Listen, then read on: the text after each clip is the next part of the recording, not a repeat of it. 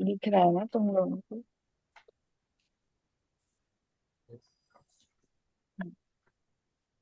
हमने वो उस दिन जो किया था वो पहले एक बार डे वन देख लेते हैं फिर आगे बढ़ते हैं।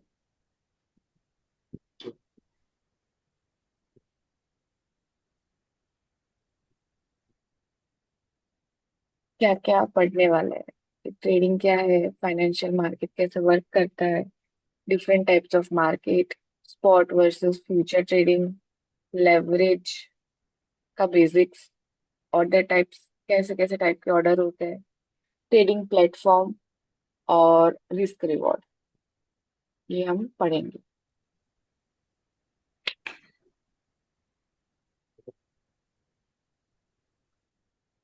1 मिनट है। संकेत कैसे हुए?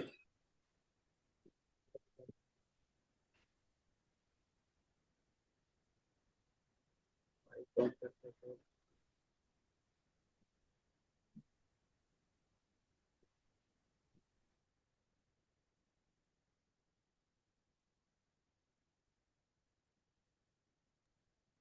हेलो, आवाज आ रही है ना? यस। हाँ। अरे बरोबर। Topic trading. What is trading? तो हम कुछ भी बाय करते हैं और उसको सेल कर देते हैं with short in short term of time, तो उसको ट्रेडिंग कहते हैं बेसिकली। वो ओके। इन्वेस्टमेंट के जैसे नहीं होता है कि हमने लेके रख दिया और फिर उसको एक टाइम पीरियड या लंबे टाइम के बाद हम होल्ड करके फिर उसको बेचेंगे, नहीं। ट्रेडिंग हम आज खरीदेंगे कल सेल कर देंगे, या फिर आज सेल करेंगे कल खरीदेंगे, या मतलब 1 हफ्ते तक होल्ड करेंगे, वो ट्रेडिंग में आता है। और उसमें हम स्टॉक्स में भी कर सकते हैं, इंडाइसेस में भी कर सकते हैं, जो इंडेक्स हो गया, फॉरेक्स कर सकते हैं, futures, crypto currencies, options and commodities. ये सारे उसके अलग अलग पार्ट्स है कि जिसमें हम कर सकते हैं, अलग अलग टाइप ऑफ एरियाज है।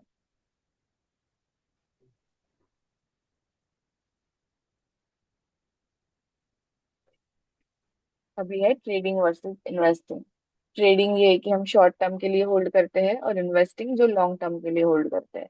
जैसे कि एग्जाम्पल दिया है कि हमने एप्पल का स्टॉक खरीदा आज और कल बेच दिया, तो वो ट्रेडिंग में इंक्लूड होता है। और इन्वेस्टर ने में होता है कि आज खरीदा और उसको 10 साल तक होल्ड करके रखा, और फिर जब उसने एक सर्टेन अमाउंट ऑफ परसेंटेज जो अचीव कर लिया है, और फिर उसने उसको सेल किया, तो वो इन्वेस्टिंग में आ गया। पीपल ट्रेड क्यों करते हैं, इंसान क्यों ट्रेड करते हैं? ट्रेडिंग कोई गैम्बलिंग नहीं है, वो एक बिजनेस है। और इसमें हमें proper risk management, risk strategy और डिसिप्लिन के साथ हमें सब करना होता है। मतलब जैसे हम बिजनेस को ट्रीट करते हैं वैसे ही ट्रेडिंग को भी ट्रीट करना है।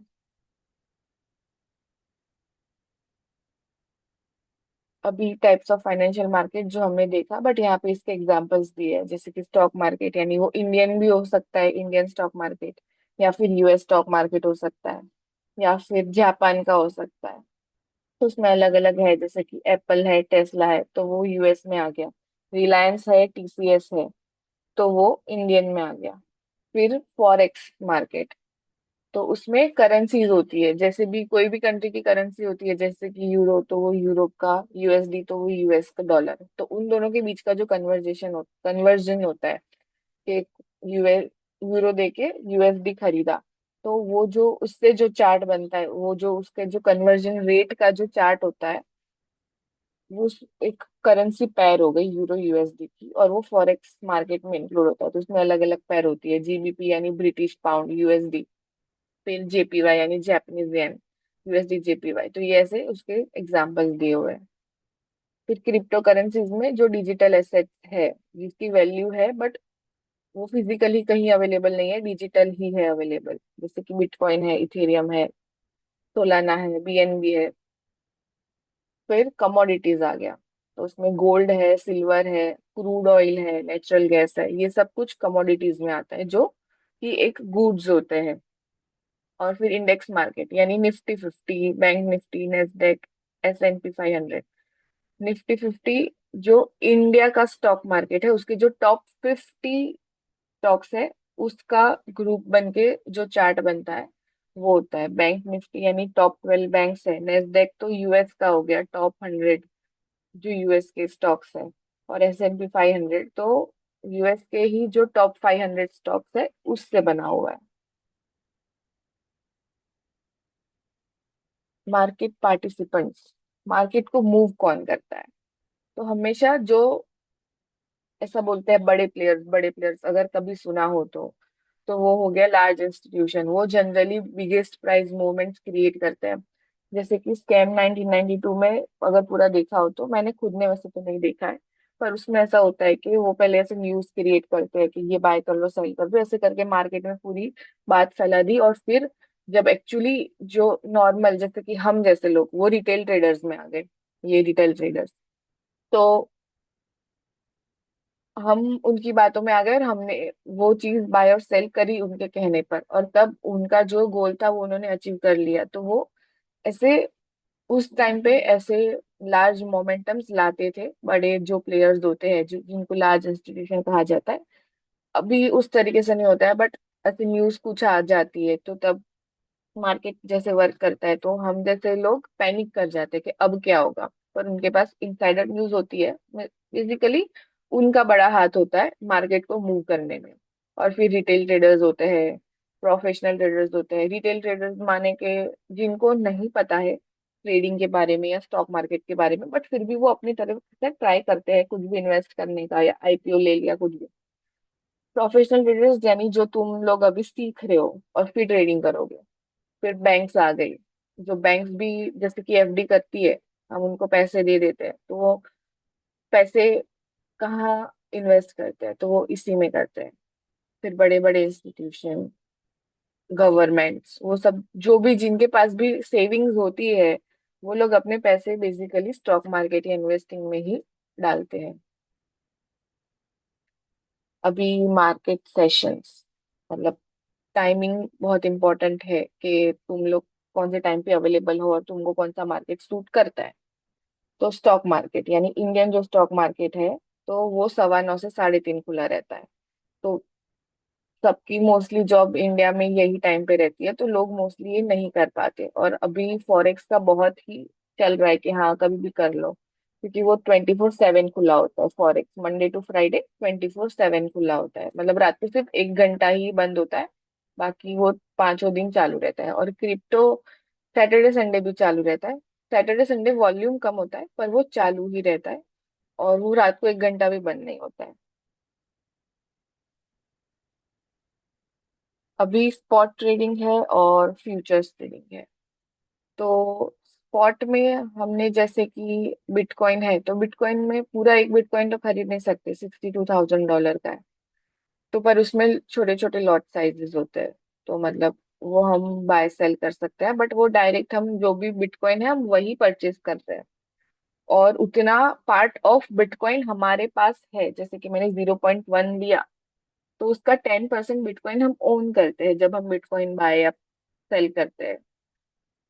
और फिर उसको हम होल्ड करके रखते हैं, और जब हमारा प्रॉफिट हो जाता है हम निकल जाते हैं। तो वो बेसिकली स्पॉट ट्रेडिंग हुआ।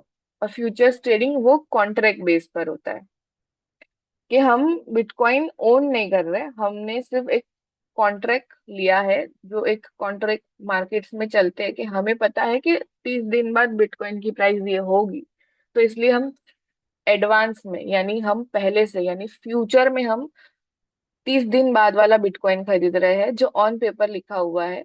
पर 30 दिन तक हम उसको होल्ड नहीं करने वाले, हमें जब हमारा प्रॉफिट मिल जाएगा हम निकल जाएंगे। तो हम एक कॉन्ट्रैक्ट खरीद रहे हैं बिटकॉइन का, वो हो गया फ्यूचर्स ट्रेडिंग। और जो स्पॉट ट्रेडिंग है उसमें हम सीधा जो भी चार्ट चल रहा है हम उसी पे सीधा बाय करेंगे, सेल करेंगे, और हमें कुछ नहीं देखना है उसमें पैटर्न बन रही है, हमारी स्ट्रेटेजी बन रही है, हमने कर दिया। बट फ्यूचर्स में हम, हमको लेवरेज मिलती है थोड़ा, कि अगर हमने एक बिटकॉइन हमें खरीदना है तो वो हमें अकॉर्डिंग टू, हम कंपेयर करें स्पॉट से, तो वो हमें कम पैसों में मिलेगा फ्यूचर्स। बट फ्यूचर्स थोड़ा रिस्की भी होता है, तो वो हमें सीख के और समझ के करना है। स्पॉट वर्सेस फ्यूचर, यही कि स्पॉट का खुद का हम ट्रेड कर सकते हैं, फ्यूचर्स में हम कॉन्ट्रैक्ट ट्रेड करते हैं। स्पॉट लोअर रिस्क होता है, फ्यूचर्स थोड़ा हाई रिस्क में होता है। स्पॉट में कोई ऐसे लेवरेज नहीं मिलता है और फ्यूचर्स में लेवरेज मिलता है। लेवरेज क्या होता है वो हम थोड़ा आगे पढ़ेंगे। और स्पॉट में गुड फॉर इन्वेस्टर्स और टारगेट ऑडियंस। हाँ, फ्यूचर्स में जो हम एक्टिव ट्रेडर्स होते हैं, जब जो हम ट्रेडिंग को उन्होंने प्रोफेशन बना के रखा होता है, जो रोज ट्रेड करते हैं उनके लिए होता है। अभी हम लेवरेज समझते हैं। लेवरेज एक्चुअली होता क्या है। लेवरेज ना ऐसे ट्रेडर को छोटे से अमाउंट में भी बड़ा ट्रेड करने को अलाउ करता है, क्योंकि जो भी ब्रोकर होता है वो हमें लेवरेज दे रही होती है, पर उसका रिस्क ज्यादा होता है। जैसे कि एक एग्जांपल लेते हैं कि हमारे पास $100 है, तो अगर ब्रोकर हमको ना 10 टाइम्स उसका लेवरेज भी देती है, तो हम एक्चुअली $1000 का ट्रेड कर रहे हैं, पर हमारा रिस्क लगा है $100 ओनली। तुम दोनों को कुछ डाउट्स है? मैंने तो ये पूछा ही नहीं। है डाउट? अच्छा, मतलब कि जो दे रहा है मतलब कि वन टाइप ऑफ बोरो हुआ ना। क्या क्या क्या? लेवरेज को यूनिक आपने अभी बोला कि हाँ। $100 दे रहा है वो, हाँ। तो वन टाइप ऑफ वो बोरो हुआ ना। हाँ, वो बोरो हुआ। वन टाइप ऑफ बोरो ही हुआ। अच्छा। उसपे मतलब वो चार्जेस और वो जो कुछ लगता है वो फिर कट जाता है, पर मतलब हम देखे ना तो हमने 100 100 रुपए का एग्जाम्पल लेके समझते हैं कि 100 रुपए मेरे पास है, और मैं मेरी बहन के पास जाती हूँ कि मुझे एक बिजनेस चालू करना है। तो वो मुझे टेम्परेरी बेसिस के लिए 900 रुपये दे रही है, क्योंकि उसको मेरे पे विश्वास है कि हाँ ठीक है मैं अच्छा बिजनेस कर लूंगी। तो मेरा रिस्क तो 100 रुपये लगा है, पर मेरी बहन का रिस्क 900 रुपये लगा है। तो वो क्या करेगी कि अगर मैंने जो बिजनेस स्टार्ट किया है उसमें 100 रुपये का नुकसान हुआ ना, तो बिजनेस बंद हो जाएगा और मुझे बाकी का 900 रुपये मेरी बहन को रिटर्न कर देना पड़ेगा। मतलब मैं बिजनेस में 100 रुपये से ज्यादा नुकसान नहीं कर सकती, पर मैं बिजनेस 1000 रुपये का कर सकती हूँ, क्योंकि मैंने मेरी बहन से 900 रुपये बोरो किया है। वही हो गया कि हम ब्रोकर से $900 ले रहे हैं और मेरे पास खुद के $100 है। तो मैं नुकसान $100 से ज्यादा नहीं कर सकती, पर मैं ट्रेडिंग पूरा $1000 से कर सकती हूँ, क्योंकि ब्रोकर ने मुझे $900 बोरो थोड़े टाइम के लिए दे दिए हैं। पर मैं जैसे ही $100 से ऊपर जाऊंगी नुकसान में, तो पोजीशन अपने आप कट हो जाती है, या हम खुद ही कट कर लेते हैं, और बाकी का $900 जो ब्रोकर का था वो उसके पास चली जाता है। प्रॉफिट हमें $1000 पे मिलेगा। हाँ, प्रॉफिट $1000 पे मिलेगा। पूरा हमारा हाँ, काइंड ऑफ उनको थोड़ा थोड़ा सा मतलब चार्जेस जो वो बेसिक लगता है वो उनको देना पड़ेगा। लॉस भी पूरे $1000 पे ही होगा, पर हम $100 से ज्यादा लॉस नहीं कर सकते। प्रॉफिट पूरे $1000 पे हम $1000 का बना सकते हैं। ओके, जैसे कि आपने अभी बोला कि कुछ मतलब चार्जेस कटते हैं, मतलब हाँ, कि वो चार्जेस परसेंटेज में होते हैं या फिर कुछ अमाउंट रहता है। चीज ब्रोकर टू ब्रोकर डिपेंड करता है। कुछ ब्रोकर में ओके। चार्जेस कुछ परसेंटेज वाइज लगते हैं, और कुछ ब्रोकर में फिक्स्ड होता है कि इतना। जैसे कि जेरोदा, मतलब इंडियन एक ब्रोकर है जेरोदा करके, तो वो लोग ऐसा उनका डेली का फिक्स होता है कि वो एक ट्रेड का 20 रुपए चार्ज करेंगे। और फिर उसके ऊपर भी बहुत सारे अलग अलग टैक्सेस होते हैं गवर्नमेंट के, वो सब लग के ना एक ट्रेड 30 रुपए में पड़ता है। ओके। तो मतलब अगर हम दिन का 100 रुपए प्रॉफिट कर रहे हैं, तो 60 रुपए चार्जेस में चला जाएगा, हमने 40 रुपए कमाया। क्योंकि 30 रुपए एक ट्रेड का जो हमने बाय किया है, और 30 रुपए दूसरे ट्रेड का जो हमने सेल किया है, तो दोनों का 30 30 60 रुपीज हमने वो चार्जेस में दे दिया, जो भी अलग अलग टाइप के चार्जेस है।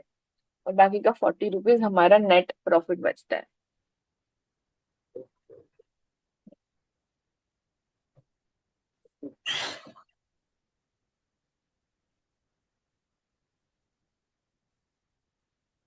ये था लेवरेज। अभी ऑर्डर टाइप्स समझते हैं। किस किस टाइप के ऑर्डर्स हम प्लेस कर सकते हैं जब हम मार्केट में ट्रेड कर रहे हैं। तो मार्केट ऑर्डर होता है, एक लिमिट ऑर्डर होता है, एक स्टॉप ऑर्डर होता है, और एक स्टॉप लिमिट ऑर्डर होता है। तो मार्केट ऑर्डर कैसा होता है मैं इसमें करके बताती हूँ। लेट्स से कि प्राइस अभी यहाँ पे चल रहा है, और हम हमने मार्केट ऑर्डर लगाया है, तो वो यहाँ पे बाय या सेल हो जाएगा, हम जो भी कर रहे हैं, बाय या सेल। और दूसरा था लिमिट ऑर्डर। तो प्राइस अभी यहाँ पे चल रहा है पर हमने लिमिट यहाँ की लगाई है। तो जब प्राइस यहाँ से मूव होके यहाँ आएगा तब बाय या सेल होगा इस पॉइंट पे, क्योंकि हमने यहाँ की लिमिट लगाई है। दूसरा होता है टॉप और स्टॉप लिमिट ऑर्डर। उन दोनों का भी सेम ही रोल होता है कि प्राइस यहाँ पे चल रहा है और हमें ऊपर या नीचे करना है। मतलब लिमिट ऑर्डर में क्या होता है कि हमने अभी कर दिया तो अभी वो लिमिट लग जाएगी। मतलब यहाँ से जब भी प्राइस मूव होगी यहाँ आएगा, मतलब हम मार्केट को ऑर्डर चला गया है कि हाँ ठीक है हमें यहाँ पे बाय या सेल करना है। टॉप ऑर्डर होता है कि जब प्राइस यहाँ पे पहुंचेगा ना तब मार्केट को हमारा ऑर्डर जाएगा कि हाँ, कि खुशहाली को इस प्राइस पे बाय करना है या सेल करना है। पर जब मार्केट यहाँ चल रहा है तब मार्केट को पता नहीं होगा, तब हमने सिर्फ ऑर्डर पंच किया है पर मार्केट तक ऑर्डर नहीं गया है। और स्टॉप लिमिट ऑर्डर में जब यहाँ जाता है तब उसको पता चलता है और तुरंत वो लिमिट एग्जीक्यूट भी हो जाती है। ये डिफरेंस होता है। ये अभी ज्यादा नहीं, इतना तुम लोगों को समझ आएगा क्योंकि वो थोड़ा मार्केट को देखोगे, ट्रेडिंग को देखोगे तो समझ आएगा। बट ये बेसिक है कि ये इतने टाइप के ऑर्डर होते हैं, इसलिए मैंने अभी बताया। फिर आगे थोड़ा और हम जब ट्रेडिंग के बारे में समझेंगे तब हम डिटेल में जाएंगे इसके ऊपर। अभी जो भी हम प्लेटफॉर्म चूज करते हैं तो वो कैसा होना चाहिए। सबसे पहले तो एक ट्रेडिंग व्यू करके ऐप है जिसपे हम सारे ही चार्ट्स देख सकते हैं, पूरे मतलब वर्ल्ड के जितने भी अलग अलग टाइप के चार्ट्स है वो देख सकते हैं। मैं दिखाती हूँ ट्रेडिंग व्यू। ये रहा ट्रेडिंग व्यू, दिख रहा है ना तुम लोगों को सही से। तो इसमें ये मैंने अलग अलग चार्ट्स यहाँ पे सेव करके रखे हैं, मुझे जो जो चाहिए या मुझे जो देखना है। जैसे कि ये निफ्टी का चार्ट है, तो यहाँ पे हम कुछ भी ऐसे सर्च किया, जैसे कि मैंने रिलायंस का देखना है मुझे, तो ये रिलायंस का मैंने स्टॉक खोला, तो यहाँ से मैं कर सकती हूँ। ये एक एप्लीकेशन है जहाँ पे हम चार्ट्स देख सकते हैं।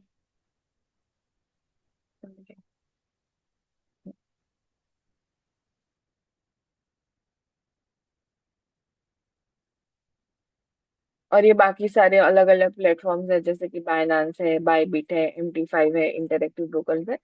पर ये सब हम यूज नहीं करेंगे, बट ये एग्जांपल में दिया है। ट्रेडिंग व्यू पे हम एनालिसिस करते हैं। और जो MT5 है उस पे मोस्टली हम, जो भी फॉरेक्स ट्रेडिंग है वो मोस्टली MT5 पे होती है, तो हमें ट्रेडिंग व्यू पे करना है एनालिसिस और MT5 पे पंच करना है। मेरे फोन में है MT5, मैं दिखाती हूँ। ये दिख रहा है, ऐसा MT5 होता है। ये ऐसा ग्रीन ग्रीन जो है ना, दिख रहा है। और ऐसा मैंने खोला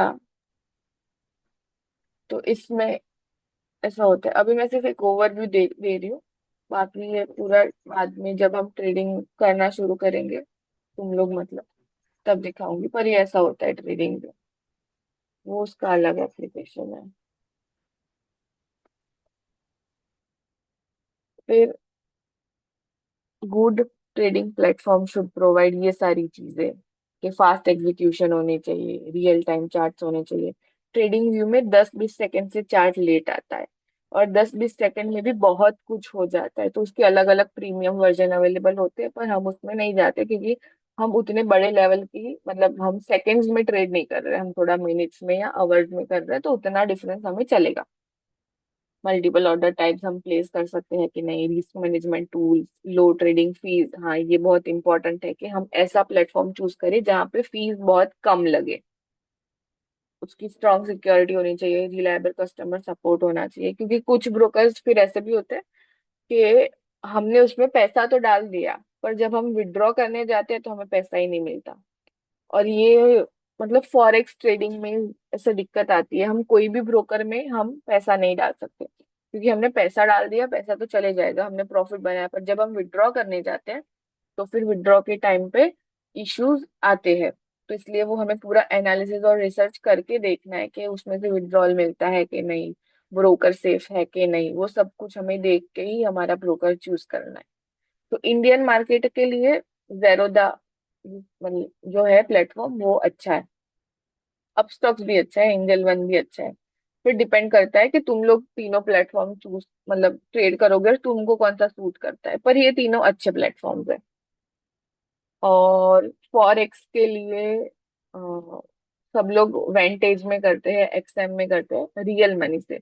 बाकी प्रॉप फर्म्स वो हम बाद में देखेंगे, बट मैंने अभी तक रियल मनी से शुरू नहीं किया, इसमें ज्यादा पैसे लगते हैं। किया है। 10 मिनट के बाद मैं वापस लिंक भेजूंगी, ठीक है? खत्म हो जाएगा तब। यहाँ पे कोई डाउट यहाँ तक? फॉरेक्स का जो हम लोग ट्रेड करते हैं फॉरेक्स में, हाँ। ठीक है, एज पर लास्ट डिस्कशन कि आपने बताया था कि वो इंडिया में नहीं है, नहीं कर हाँ, सकते। इंडिया में नहीं है, नहीं कर सकते। तो तो इसका भी मतलब कि डिडक्शन होता है कुछ परसेंटेज हाँ, तो प्रॉफिट अभी में। इंडिया में, फॉरेक्स फॉरेक्स ट्रेड इंडिया करने में का कर ना ऐसा सकते हो। लूप होल है, लूप डेढ़ होल है। इंडिया में एक डेल्टा आई थिंक एक्सचेंज करके संकेत कुछ है। कह रहा है। हाँ, वही हाँ वही मैं मैं वही बता बोल रही रहा हूँ। हूँ। मैं बताती हूँ, डेल्टा एक्सचेंज करके एक प्लेटफॉर्म है, मेरे फोन में शायद नहीं है वरना मैं बताती अभी। डेल्टा में मोस्टली क्या होता है कि हम क्रिप्टो कर सकते हैं, एक डेल्टा करके। डेल्टा डेल्टा वो मैं बाद में दिखाऊंगी। डेल्टा एक्सचेंज करके है, जो इंडियन प्लेटफॉर्म है। तो उसमें हम कर सकते हैं। उसमें क्या होता है कि हम, जैसे कि मैंने बोला ना, एक स्पॉट है और एक फ्यूचर्स है। स्पॉट है और एक फ्यूचर्स है, ठीक है? ये फ्यूचर्स है। तो डेल्टा में दो टाइप के ट्रेडिंग होते हैं, स्पॉट, फ्यूचर्स, और जो भी ऑप्शंस होते हैं वो ऑप्शंस भी वो कॉन्ट्रैक्ट्स में ही आते हैं। तो हम जब स्पॉट पे ट्रेडिंग करते हैं ना तो उसमें 30% टैक्स, उसमें 30% से कुछ ज्यादा टैक्स लगता है। और जब हम फ्यूचर्स एंड ऑप्शंस में करते हैं ना तो उसमें कुछ 15 या 10% लगता है। तो हमें फिर डेल्टा में करना है तो हमें ये फ्यूचर्स एंड ऑप्शंस वाला करने का, क्योंकि स्पॉट वाला, यानी इंडियन गवर्नमेंट क्या कहती है कि आपने तो बिटकॉइन में इन्वेस्ट किया है, आपने तो इथेरियम में इन्वेस्ट किया है, तो लाओ हमारा 30%, भले ही आपने लॉस किया होगा तो भी हमने वो जो ट्रांजेक्शन किया है उस पे 30% हमें देना पड़ेगा। इसलिए वो थोड़ा सोच समझ के वो सारे रूल्स देख के करने पड़ेंगे। तो इसलिए मैं खुद भी, मैंने एक बार शुरू किया था, एक दो बार ट्रेड किया था, फिर मैं नहीं करती थी, क्योंकि फिर वो आईटीआर में और फिर वो बहुत दिक्कत आती है। पर फ्यूचर्स और ऑप्शंस उसमें कर सकते हैं, उसमें कम टैक्स लगता है। और फिर दूसरा, मैं दूसरे प्लेटफॉर्म जो मैं बोल रही हूँ, एक तो प्रॉप फर्म्स है, और भी पर बहुत। हेलो। बोल बोल। हाँ बोल। मैंने सुना है अभी डेल्टा एक्सचेंज में जो भी टैक्सेस जो लग रहे थे वो कम कर दी, ऐसा है? हो सकता है, वो हमें रिसर्च करनी पड़ेगी, क्योंकि मैं वो ट्रेड नहीं करती तो मुझे आइडिया नहीं है। ये हमें नहीं पूछना मैं बोल पड़ेगा, रहा जो हूँ। लोग एक्चुअली डेल्टा ट्रेड करते हैं उनसे हमें जानना पड़ेगा, ये हमें रिसर्च करनी पड़ेगी। पर मुझे प्रॉप फर्म अच्छी लगती है, इसलिए मैं खुद डेल्टा के बारे में देखती हूँ। और बाकी रियल मनी से करना हो, रियल मनी से तो उसके लिए अलग अलग प्लेटफॉर्म्स में, जैसे कि मैंने बोला, एक्सएम है, वेंटेज है, ऐसे अलग अलग और भी एक है ट्रेडिंग करके, TRADIN ही है, सिर्फ इतना ही है। तो ये सारे अलग अलग प्लेटफॉर्म्स है जिसपे हम कर सकते हैं। तो इस पे हम पैसा कैसे डालते हैं पता है? हमने एक इंसान को हमने एक इंसान को पैसे दिए, INR दिया, ठीक है? तो ये ट्रैक है गवर्नमेंट के पास, क्योंकि हम बैंक अकाउंट के थ्रू देंगे या हम सीधा बैंक में डिपॉजिट करेंगे, यानी कैश देंगे। कैश देंगे तो हमारे बैंक में कुछ इशू नहीं आएगा, हमने सीधा ये सामने वाले के अकाउंट में डाला है। पर जो सामने वाले का अकाउंट होता है ना, वो कोई टाइप का तो बिजनेस अकाउंट होता है। तो इसलिए वो दिखा देता है उसकी इनकम कि ये बिजनेस के थ्रू जनरेट हुई है, ठीक है? तो हमने इसको पैसे दे दिए INR में, तो गवर्नमेंट के पास ट्रैक इतना ही रहेगा कि हमने इनसे कुछ बिजनेस खरीद, मतलब कोई प्रोडक्ट खरीदा है, इसलिए इनको हमने पैसे दिए हैं, और ये दिखा देंगे कि हमारा बिजनेस का इनकम है, ये हमने उनको पैसे दे दिए। अब फिर वो इंसान हमको एक थर्ड जगह पे वो हमको आइए USDT देता है। जिसका ट्रैक गवर्नमेंट के पास नहीं होता है। एक बाइनेंस करके प्लेटफॉर्म है, तो बाइनेंस, BI, बाइनेंस जो प्लेटफॉर्म है, उसके ऊपर गवर्नमेंट के पास ट्रैक रहता है, क्योंकि उसमें हमारा आधार कार्ड वो सब लगता है। तो करना चाहते हैं, पर कुछ लोग करते हैं, उनको उन्होंने फिगर आउट कैसे वर्क करता है। मैं ट्रस्ट वॉलेट यूज करती हूँ। ट्रस्ट वॉलेट में किसी के पास भी ये नहीं होता है, क्या नहीं होता है ट्रस्ट वॉलेट। मैं वो भी दिखाती हूँ फोन में, ट्रस्ट वॉलेट कैसा होता है।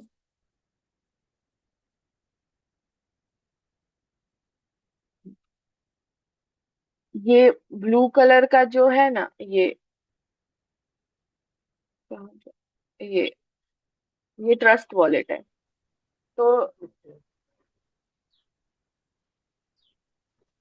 वो मैं बाद में खोल के दिखाऊंगी, अभी खुल नहीं रहा है। तो वो ट्रस्ट वॉलेट में, जैसे कि मेरा ट्रस्ट वॉलेट पे अकाउंट है, तो ये जो मैंने जिसको INR पैसे दिए थे, वो मुझे क्या करेगा, मेरे ट्रस्ट वॉलेट में मुझे USDT दे देगा। और वो फिर मैं USDT ट्रस्ट वॉलेट में से, जो मेरा ब्रोकर है ना, उस अकाउंट में डालूंगी, ब्रोकर अकाउंट में, यहाँ से यहाँ। तो गवर्नमेंट के पास अब ट्रैक नहीं है कि मैं क्या कर रही हूँ। और फिर वापस जब मैं ब्रोकर में से पैसा उठाऊंगी, तो मैं उधर से मेरे ट्रस्ट वॉलेट में डालूंगी। ट्रस्ट वॉलेट में से मैं ये जो इंसान था, सेकेंड पार्टी, मैं सीधा उसी को दूंगी USDT, और वो मुझे ये INR में देगा। तो हमें वो पैसे कैसे रिसीव हो रहे हैं ना, वो हमें गवर्नमेंट को दिखाना रहेगा। तो हम भी या तो कोई बिजनेस इनकम ही जनरेट कर सकते हैं, कि कोई हमने फ्रीलांस वर्क कर लिया जिसके हमें पैसे मिले। वो सब हमें तब देखना पड़ेगा जब हम 10 लाख के ऊपर हर साल अचीव कर रहे हैं। तो तब हमें ये सारी चीजें फिगर आउट करनी पड़ेगी। 10 लाख के अंदर अंदर तो CA कुछ भी दिखा दे। ओके। पता है। बट हम लोग का जितने भी ये सब होता है ट्रांजिशंस वगैरह, और ये ITR में मतलब कि दिखता ही है, तो इसका हाँ, कोई हाइड बैंक बैंक प्रोसेस नहीं है। नहीं, बैंक ट्रांजेक्शन तो दिखेगा ही। ओके। हाँ, इसके लिए एक क्या करने का, हमेशा एक ही बैंक अकाउंट रखने का, जिससे हम सारे बैंक ट्रांजेक्शन कर रहे हैं। हमने किसी को पैसे भेजे तो भी उसी बैंक से भेजने के, और हमने पैसे रिसीव किए तो भी उसी बैंक में रिसीव करने के। और फिर उस बैंक से हमने अलग अलग विड्रॉ कर लिए, या दूसरे बैंक अकाउंट्स में हमारे ही हमने ट्रांसफर कर दिए। तो अगर ये पार्टी है जो यही बिजनेस कर रही है USDT का, तो अगर इसके बैंक अकाउंट में कुछ भी इशू होता है, तो क्या होगा, इससे जो भी लिंक बैंक अकाउंट है ना, वो सारे में भी इशू होगा। तो हमारा अगर बैंक अकाउंट फ्रीज होता भी है, तो यही वाला होगा जिसमें हम बैलेंस नहीं रखेंगे। ओके। हाँ, समझ आया ना, कि और कोई डाउट? डाउट? તો એ બેંક અકાઉન્ટમાંથી આપણે ટ્રાન્ઝેક્શન કરે हम्म। તો એ બેંક અકાઉન્ટ બી મે બી ફ્રી મને ખ્યાલ છે ત્યાં સુધી. इशू ये इस बैंक का है, ठीक है, जिससे हम पैसे ले रहे हैं, ये हमारा बैंक अकाउंट है। तो अगर इस बैंक अकाउंट में इशू होता है, तो इसके जो भी लिंक में बैंक्स होते हैं ना, वही फ्रीज होते हैं। फिर गवर्नमेंट के पास इतना टाइम नहीं है कि इसने जहां पे भी 100 जगह पे ट्रांजेक्शन किया है, कि वो 100 अलग अलग उस बैंक को भी देखे। और सबसे सेफेस्ट फिर यही है कि आप कैश में USDT को ट्रांसफर करो, और फिर कैश यूज करो। और फिर वो कैश को हम खुद इसमें कैश के थ्रू हम डिपॉजिट करें हमारे बैंक अकाउंट में, वाइट करने के लिए, कुछ बिजनेस दिखा के या कुछ तरीके से। वो सारे जब हम 10 लाख क्रॉस करें, तब हमें सोचना है। पर बहुत सारे ऑप्शंस अवेलेबल है।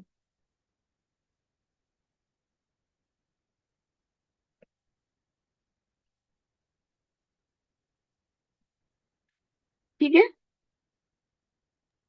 ओके। फिर है रिस्क रिवॉर्ड। रिस्क रिवॉर्ड क्या होता है? रिस्क एंड रिवॉर्ड, वो तो नाम से ही समझ आ रहा है कि हम जैसे कि कोई भी बिजनेस करते हैं,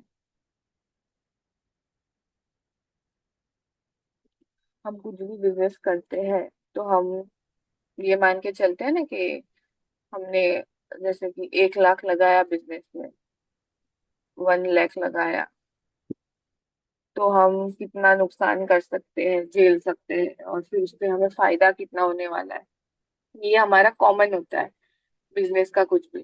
तो जैसे कि मैं 1 लाख लेके आ रही